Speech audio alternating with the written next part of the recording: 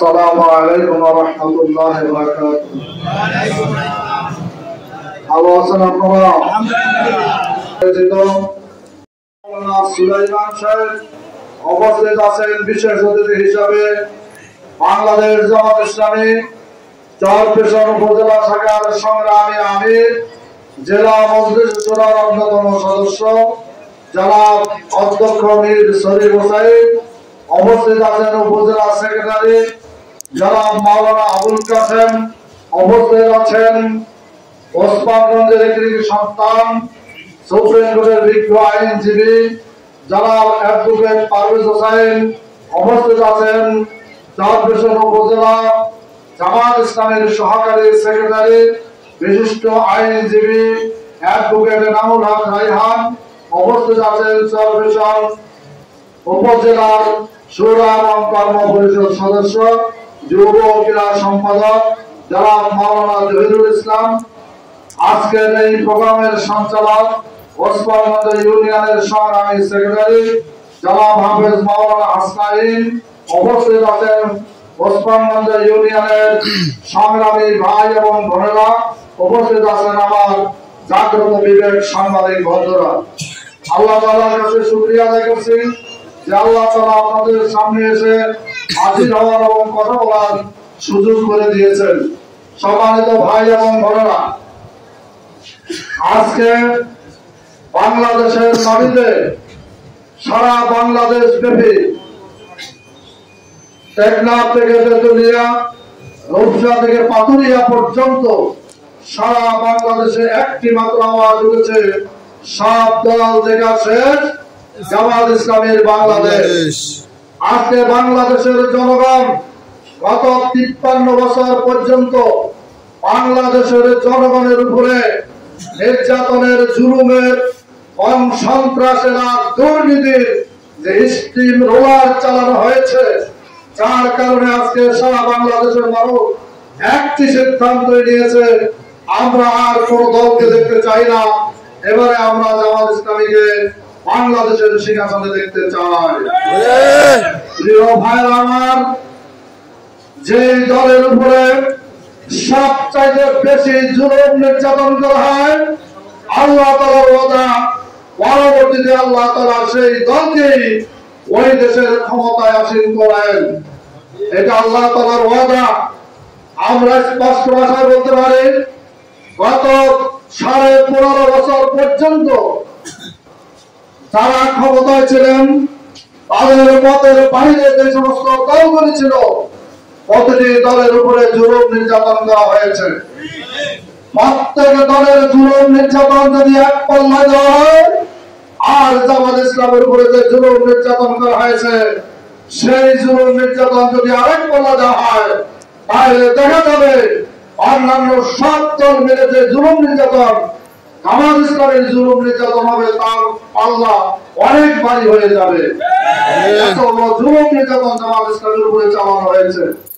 আপনারা জানেন, জামাত ইসলামের 5 জন শীর্ষ নেতাকে বিচারিক আদালতে নিয়ে মিথ্যা অভিযোগ দিয়ে, মিথ্যা সাক্ষী দিয়ে তাদেরকে ফাঁসি দিয়ে হত্যা করা হয়েছে। সম্মানিত ভাইরা, আমাদের 6 জন শীর্ষ নেতাকে তারা কারাগারের মধ্যে রেখে বুকে বুকে পরিকল্পিতভাবে তাদেরকে হত্যা করা হয়েছে। এমনকি বিশ্বব্যাপী যার পরিচিতি রয়েছে, বিশ্ব মুফাসসির কোরআন আল্লামা দেওয়ার হোসেন সাঈদী একজন ভালো মানুষ, তিনি সুস্থ মানুষ, তাকে কারাগার থেকে ফাঁকি দিয়ে এনে মিথ্যা কথা বলে তাকে কারাগার থেকে নিয়ে এসেছেন চিকিৎসার কথা বলে। তিনি যখন হাসপাতালের গেলে এসেছেন, ওটা বিশ্ববাসী দেখেছে তার কি সুন্দর হাস্যোজ্জ্বল চেহারা। তাকে হাসপাতালে নিয়ে বিষাক্ত ইঞ্জেকশন পুশ করে তারপরে তাকে পর্যন্ত হত্যা করা হয়েছে। এমনকি একটি মানুষের জানাজা হওয়ার জন্য ঢাকায় কোটি কোটি মানুষ একত্রিত হয়েছে, সেই জায়গায় তার জানাজা মুক্তি পর্যন্ত দেওয়া হয় নাই। সম্মানিত ভাইরা আমার, এইভাবে জামাত এবং শিবিরের উপর অত্যাচার করা হয়েছে। অসংখ্য মামলা দিয়ে জামাত এবং শিবিরের কর্মীদেরকে, নেতাদেরকে কারাগারে নিয়ে, রিমান্ডে নিয়ে তাদের উপর অত্যাচার করা হয়েছে, তাদের কারো হাত ভেঙে দেওয়া হয়েছে, কারো পা ভেঙে দেওয়া হয়েছে, কারো দুটি চক্ষু উপড়ে দেওয়া হয়েছে। এইভাবে জুলুম এবং নির্যাতন করে জামাত ইসলামীকে থামিয়ে দেওয়ার জন্য চেষ্টা করেছে। আজ আমার সামনে উপস্থিত ভাই এবং বোনদেরকে জিজ্ঞাসা করতে চাই, হাজারো জুলুম নির্যাতন করে জামাত ইসলামীকে কি শেষ করতে পেরেছে? জামাত ইসলামী আজকে জামাত ইসলামী বাংলাদেশের মাটিতে সকল রাজনৈতিক সমস্ত জুলুম নির্যাতনকে উপেক্ষা করে আজকে জনতার সামনে তারা মাথা উঁচু করে দাঁড়িয়েছে। আমরা পরিষ্কার বলতে চাই, জামাত ইসলামীকে গত 17 বছর পর্যন্ত চোখ রাঙানো হয়েছে, জামাত ইসলামের উপরে জুলুম নির্যাতন করা হয়েছে। তারা জুলুম নির্যাতন করে জামাতের রাজাকার এই মুহূর্তে বাংলা ছাড় এই স্লোগান দিয়ে তারা কিন্তু এই দেশ থেকে পালিয়ে যেতে বাধ্য হয়েছে। আজকে যারা নতুন করে তোমরা চোখ রাঙানোর জন্য চেষ্টা করো আর রাজনৈতিক শিষ্টাচারের বহির্ভূত জামাত শিবির রাজাকার এই মুহূর্তে বাংলা ছাড় এই স্লোগান দিচ্ছ, তোমাদেরকে সাবধান করে দিতে চাই। তারা তো তাদের মানবাড়ির দিল্লিতে আশ্রয় দিয়েছে, তোমরা কিন্তু তোমাদের মানবাড়ির দিল্লিতে আশ্রয় পাবা না। ছাড়িয়ে যাওয়ার মতো পালাবার কোনো পথ তোমাদের জন্য থাকবে না। সুতরাং শিষ্টাচার বহির্ভূত স্লোগান বন্ধ করো, শিষ্টাচার বহির্ভূত বক্তব্য বন্ধ করো।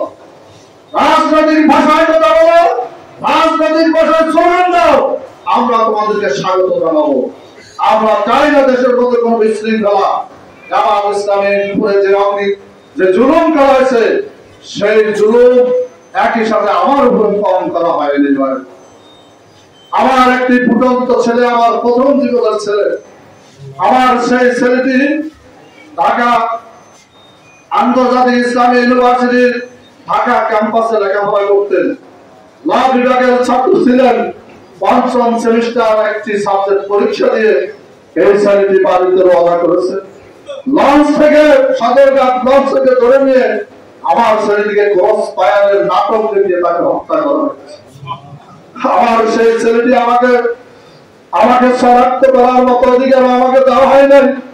পরিশেষে আমার ছেলের মা তাকে শনাক্ত করে তার লাশ দিয়ে এসেছে। ওই ছেলের জানাজায় আমি অংশগ্রহণ করে আবার সেখান থেকে পালিয়ে চলে আসতে হয়েছে। আমার চাকরির তর নষ্ট করেছে।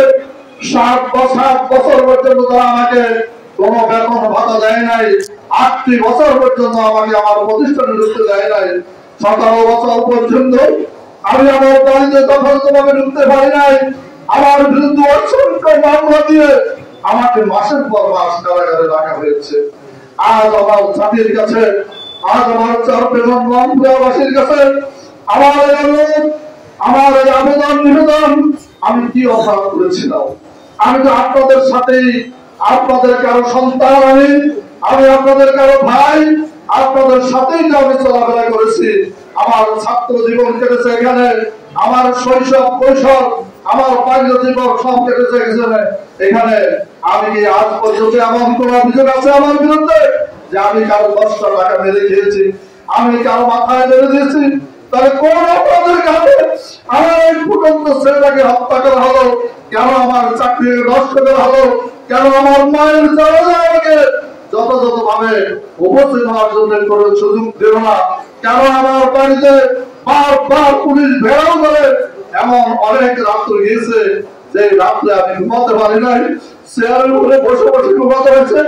এমন অনেক রাত্র গিয়েছে যে রাত্রগুলিতে আমি বসে ঘুমাতে পারি নাই, আমি শুধু দাঁড়িয়ে দাঁড়িয়ে ঘুমাতে হয়েছে।